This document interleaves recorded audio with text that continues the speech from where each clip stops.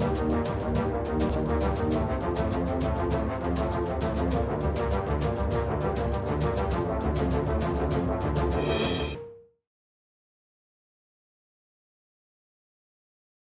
देखिए कि सभी ऑडियंस का मैं एक बार फिर से स्वागत करता हूं फ्रेंड्स। 17 अप्रैल मार्केट की थर्सडे की एक्टिविटीज क्या है, इसके लिए वीडियो फ्रेंड।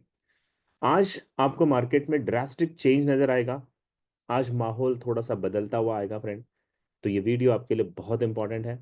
अगर आप major currency, gold, silver, BTC और यूएस ऑयल के ट्रेडर हैं तो इस वीडियो को अंत तक जरूर देखें और लास्ट में कमेंट करके बताएं फ्रेंड, क्या ये वीडियो आपको हेल्प आउट कर पा रही है क्या। तो हमेशा की तरह शुरू करेंगे फ्रेंड हॉटेस्ट स्टोरी से। और सबसे पहली बड़ी खबर जो आज की है फंडामेंटल्स में, वो है चाइना फॉरेन मिनिस्टर की फ्रेंड।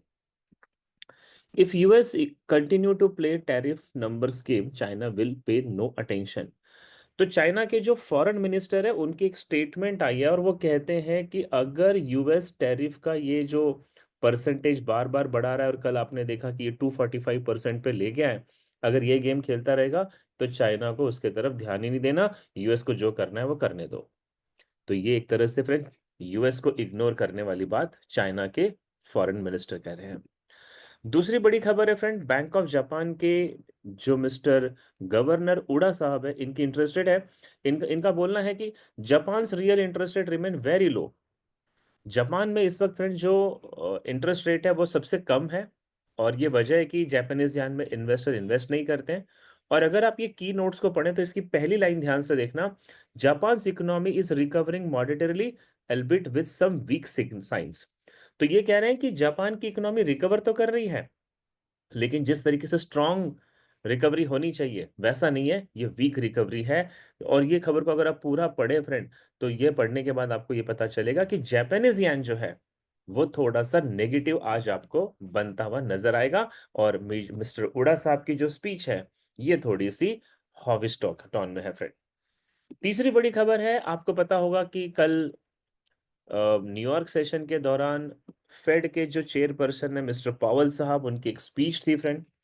और इस स्पीच को अगर आप इस इकोनॉमिक आउटलुक के वेबसाइट पे पढ़ते हैं तो पावल मिस्टर चेयरपर्सन पावल साहब है, 16 अप्रैल की ये न्यूज़ है। और ये पूरी न्यूज़ जब आप पढ़ते हो फ्रेंड, तो इसमें पढ़ने के बाद पावल साहब जो है वो थोड़ा सा न्यूट्रल होते हुए नजर आ रहे हैं अपने इंटरेस्ट रेट को लेते हुए।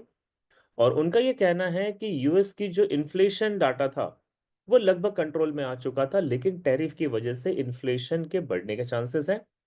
दूसरी तरफ वो कह रहे हैं कि हमारा जो एम्प्लॉयमेंट सेक्टर है वो बहुत अच्छा परफॉर्मेंस परफॉर्मेंस कर रहा है, और 150 के मंथली जॉब्स जो है वो नई जॉब्स ऐड हो रही है। तो एम्प्लॉयमेंट सेक्टर से वो सेटिस्फैक्टरी रिजल्ट बता रहे हैं फ्रेंड।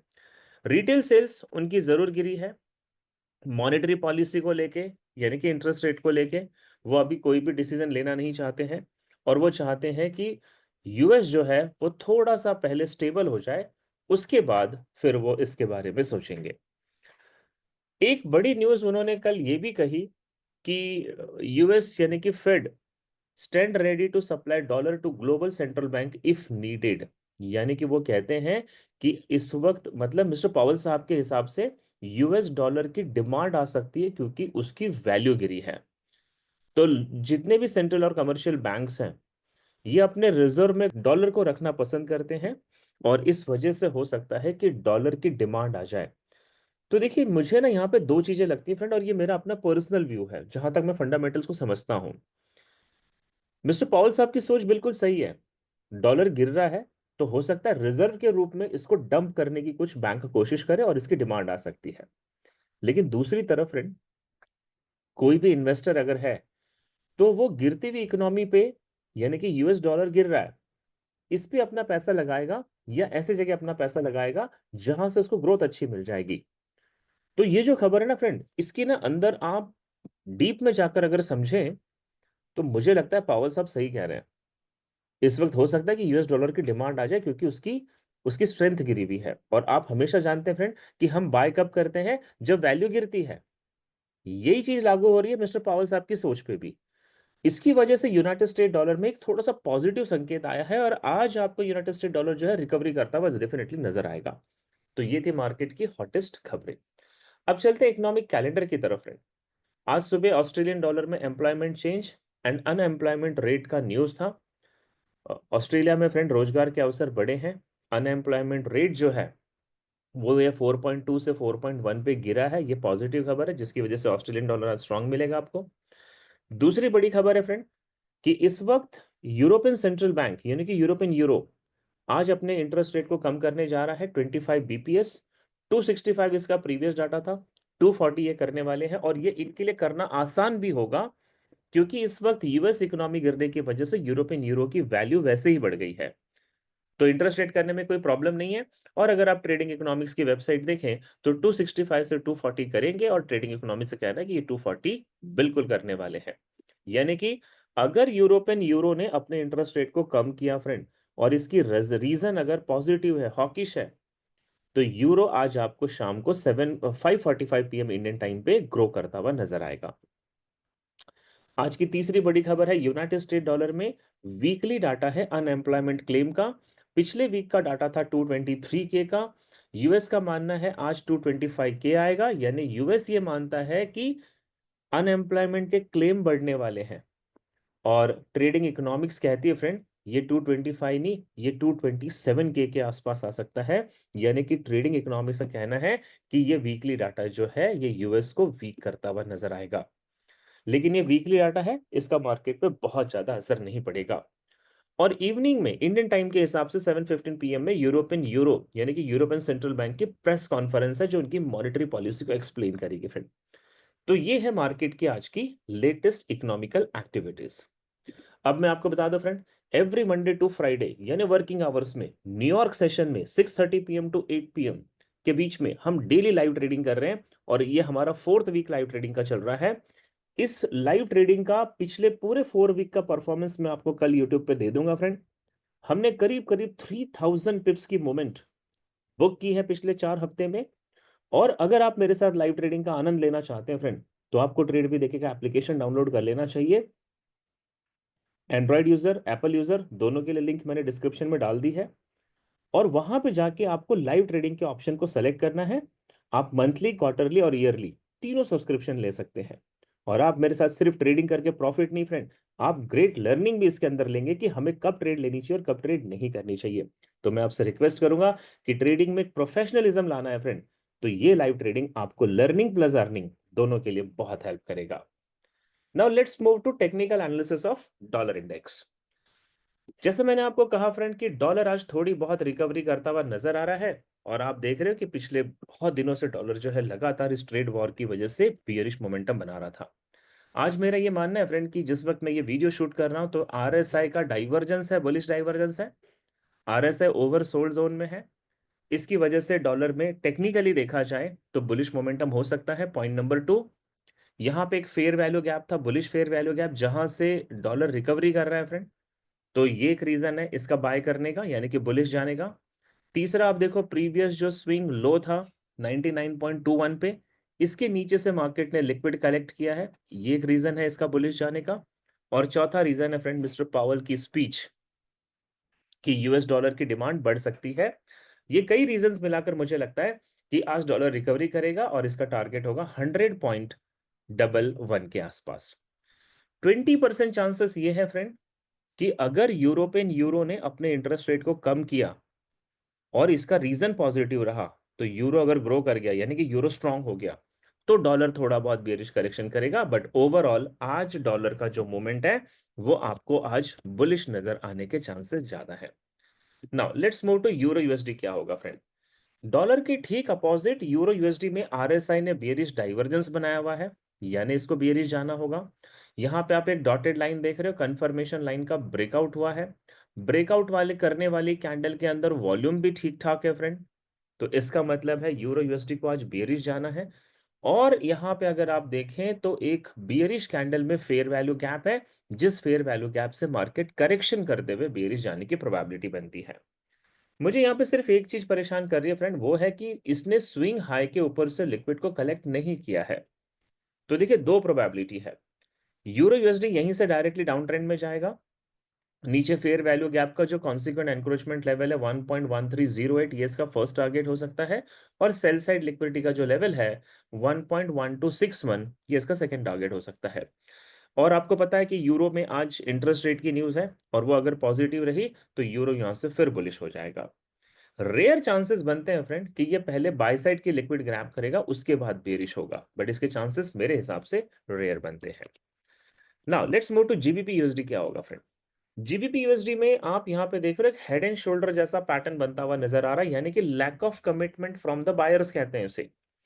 और मेरा मानना है फ्रेंड कि जीबीपी ने देखो इस लो को ब्रेक नहीं किया, जिसको हम नेकलाइन कह सकते हैं या सपोर्ट लेवल, या फिर ये लिक्विडिटी ग्रैब एरिया है जिसे ब्रेक नहीं किया है। तो मेरे पास दो प्रोबेबिलिटी बन रही है। जीबीपी रेसिस्टेंस 1 के नीचे मेंटेन कर रहा है, तो पहली प्रोबेबिलिटी तो ये है फ्रेंड कि जहां पे इस वक्त जीबीपी स्टैंड कर रही है, ये डायरेक्टली पहले नीचे आएगी, प्रीवियस लो की लिक्विड स्वीप करेगी। यहां पे एक लो प्रोबेबिलिटी का ऑर्डर ब्लॉक है, इस ऑर्डर ब्लॉक से थोड़ा बहुत बुलिश करेक्शन बताएगी, और उसके बाद ये अपने बियरिश मोमेंटम को कंटिन्यू कर सकती है। एक तो ये प्रोबेबिलिटी है। दूसरी ये प्रोबेबिलिटी है कि अगर जीबीपी थोड़ा भी रिकवरी करता है फ्रेंड बुलिश डायरेक्शन में, तो फिर ये ऊपर से जाकर नीचे की तरफ, यानी कि आपको जो सेलिंग की एंट्री मिलेगी वो समवेयर आपको मिलेगी यहाँ पे फिबोनाची के ऑप्टिमल ट्रेडिंग एंट्री के लेवल है, यहां से ये सेल की एंट्री दे सकता है, यानी कि ओवरऑल जीबीपी यूएसडी जो है आज आपको बेरिश नजर आएगा। यूएसडी जेपीवाई में अगर हम बात करें फ्रेंड, तो जैसे मैंने आपसे कहा कि डॉलर इंडेक्स आज रिकवरी करेगा, और अगर डॉलर इंडेक्स रिकवरी करता है तो यूएसडी जेपीवाई में यूएसडी जो है फ्रेंड वो बेस करेंसी है। जापानीज यान, मैंने आपको बताया मिस्टर गवर्नर उडा साहब जो है वो नेगेटिव बोल गए हैं थोड़ा सा कि इकोनॉमी ग्रो तो कर रही है बट बहुत वीकर ग्रो है ये, इस वजह से जेपीवाई वीक है, यूएसडी जो है वो स्ट्रांग बनती नजर आती है। और आप देख रहे हो यहाँ पे एक चैनल को मेंटेन कर रही है यूएसडी जेपीवाई। अगर ये चैनल का ब्रेकआउट पहले हो जाता है फ्रेंड, तो इसका फर्स्ट एक्सपेक्टेड टारगेट है बाय साइड लिक्विडिटी का ये लेवल 143.27 पे। और अगर ये लेवल भी ब्रेकआउट होता है फ्रेंड, तो इसका सेकंड एक्सपेक्टेड टारगेट है 144.19 के आसपास, ये अपना सेकंड टारगेट ले सकती है। मुझे सिर्फ डाउट है यूरो का, जो इंटरेस्ट रेट की न्यूज है, अगर वो न्यूज आ जाती है फ्रेंड तो माइट भी यूएसडी जेपीवाई बियरिश मोमेंट करेगा। अदरवाइज टेक्निकली देखा जाए तो यूएसडी जेपीवाई जो है वो आपको बुलिश बनता हुआ नजर आएगा। मैं आपको बता दूं फ्रेंड, अगले 4 दिनों के बाद फॉरेक्स ट्रेडिंग का सबसे यूनिक बैच, जो कि ऑनलाइन 12 डेज का बैच होने वाला है फ्रेंड, करेंसी ट्रेडिंग कोर्स, और खास करके नए लोगों के लिए ये बैच बहुत यूनिक है फ्रेंड। इसमें मैं आपको वो स्ट्रैटेजी सिखाऊंगा जिसमें आप 2 से 3% का प्रॉफिट डेली जनरेट कर लोगे, और इसका प्राइस पॉइंट बहुत कम है। तो डिस्क्रिप्शन बॉक्स में मैंने इस कोर्स की लिंक दे रखी है, आप इस कोर्स को जरूर रजिस्टर करें और हमसे बातें करें। गोल्ड ट्रेडर, बता दूं आपके लिए आज राहत की सांस है। गोल्ड कल तक अपना अनवांटेड हाई, जिसकी जरूरत नहीं थी, इतना हाई बना चुका था। मेरा मानना है कि गोल्ड में अभी भी बुलिश मोमेंटम ही रहेगा फ्रेंड, लेकिन आज मैं थोड़ा सा इसको बियरिश करेक्शन करता हुआ दिखा रहा हूं आपको, और इसके पीछे के मैं कुछ फंडामेंटल और टेक्निकल रीजंस आपको बता देता हूं। मैं यहाँ पे स्ट्रांग बिलीव करता हूं कि गोल्ड अपने कल के हाई को ब्रेक नहीं करना चाहिए। रीजन क्या है? पावल साहब की स्पीच। रीजन क्या है? गोल्ड बहुत ज्यादा एक्सपेंसिव हो चुका है फ्रेंड। रीजन क्या है? ये रेसिस्टेंस 1 के लेवल के नीचे अपने आप को लेकर आ गया है। रीजन क्या है? नीचे वॉल्यूम बार देखो फ्रेंड, ये बियरिश वॉल्यूम बार बन रहे हैं। तो कुल मिलाकर मुझे लगता है कि गोल्ड जो है आज बहुत ज्यादा बेरिश बुलिश नहीं होना चाहिए, इनफैक्ट वो बेरिश होना चाहिए। तो देखिए दो प्रोबेबिलिटी है फ्रेंड। यहाँ पे मैंने एक ऑप्टिमल ट्रेडिंग एंट्री का लेवल ड्रॉ किया है 3347। अगर ये लेवल गोल्ड से ब्रेक नहीं हुआ तो ये नीचे गिरेगा फ्रेंड, इसका फर्स्ट टारगेट है 3312 का। और अगर ये लेवल भी ब्रेक करता है तो 3268 के लेवल तक गोल्ड आपको बेरिश आता मिल जाएगा। दूसरी प्रोबेबिलिटी ये बन रही है फ्रेंड कि अगर गोल्ड ने ऑप्टिमल ट्रेडिंग एंट्री को रिस्पेक्ट नहीं दिया, जो कि 3347 पे है, तो फिर ये हो सकता है फ्रेंड कि गोल्ड इसके ऊपर जाए, कल का जो हाई था उस हाई को ब्रेक करे, रेसिस्टेंस पे वापस लौट कर आए, और रेसिस्टेंस पे एज अ सपोर्ट लेकर ये वापस बुलिश डायरेक्शन में जा सकती है। और माइट भी पॉसिबल है, क्योंकि अनसर्टेनिटी का ट्रेड वॉर तो चल ही रहा है। चाइना ने एक तरफ बोल दिया कि हमको यूएस की तरफ ध्यान नहीं देना है फ्रेंड। तो ये कुछ फंडामेंटल कॉज है जो अभी भी डॉलर को बुलिश बनाते हुए नजर आ रहे हैं। सिल्वर, सिल्वर में ऐसी बात नहीं है फ्रेंड, सिल्वर आज बिल्कुल आपको दिखाई देगा कि एक बुलिश करेक्शन करने के बाद बेरिश डायरेक्शन में ये जा सकता है। और जहां तक मैं देख पा रहा हूं फ्रेंड, सिल्वर ने एक इंपॉर्टेंट की लेवल के नीचे की तरफ अपने आप को क्लोजिंग दी है। इसके ऊपर फेयर वैल्यू का आपका इन्वर्जन है। फिर यहाँ पे फिबोनाची के 50 और 61.8% के लेवल है। और साथ ही साथ यहाँ पे लो प्रोबेबिलिटी का बेरिश ऑर्डर ब्लॉक है। तो मेरा मानना है सिल्वर जो है पहले बुलिश करेक्शन करेगा और उसके बाद इसके बेरिश जाने की पूरी पॉसिबिलिटीज है। और आज मेरा ये मानना है फ्रेंड कि सिल्वर का एक्सपेक्टेड टारगेट होगा 31.734 का। ये टारगेट आपको लेता मिल जाएगा। 20% चांसेस है कि ज्यादा एग्रेशन अगर रहा तो 31.304 का लेवल भी सिल्वर में आपको बनता नजर आएगा फ्रेंड।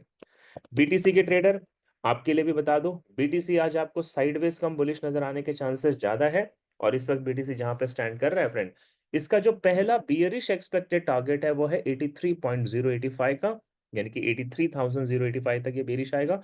इसके बाद ये बुलिश मोमेंटम बना सकता है और इसका बुलिश टारगेट है 84,661 से लेकर 84,887 तक। मेरा मानना है फ्रेंड कि आज ये मेरा अपना व्यू है कि बीटीसी जो है बहुत ज्यादा बुलिश या बेरिश नहीं होगा, ये साइडवेज मार्केट को मेंटेन कर सकता है। यूएस ऑयल के ट्रेडर आपके लिए बता दूं, यूएस ऑयल में आज एक बार फिर से बुलिश करेक्शन देखने को मिलेगा। और यूएस ऑयल ने अपने आप को एक इंपॉर्टेंट की लेवल के ऊपर मेंटेन कर लिया था। 61.62 का जो लेवल मैंने आपको कल भी बताया था फ्रेंड कि ये लेवल अगर ब्रेक हो गया तो बेरिश मोमेंटम रहेगा, बट इसने मेंटेन कर लिया अपने आप को। और यहां से मुझे लगता है कि यूएस ऑयल अभी बुलिश करेक्शन कंटिन्यू करेगा। वैसे बायर्स में बहुत ज्यादा पावर नहीं है फ्रेंड, बट फिर भी मेरा मानना है कि इसका फर्स्ट टारगेट है 6264, सेकंड टारगेट है 6325 और थर्ड टारगेट है 6384। ये तीन टारगेट आपको यूएस ऑयल में नेक्स्ट 24 आवर्स में बनते हुए मिल जाएंगे। और आज थर्सडे फ्रेंड, आज मैसिव एक्शन का डे भी मार्केट में बनता है। तो उम्मीद करता हूं ये वीडियो आपके लिए हेल्पफुल रही होगी। और फ्रेंड, जैसा आपने मुझसे कमिटमेंट किया था कि आप कमेंट जरूर करेंगे और लाइक जरूर करेंगे, तो ये दोनों काम कर दीजिए। मैं आपसे सिर्फ इतना चाहता हूं, लाइक और कमेंट बटन पे जरूर जाएं। और चैनल सब्सक्राइब नहीं किया है तो तीसरा बटन सब्सक्राइब का भी यूज कर ले।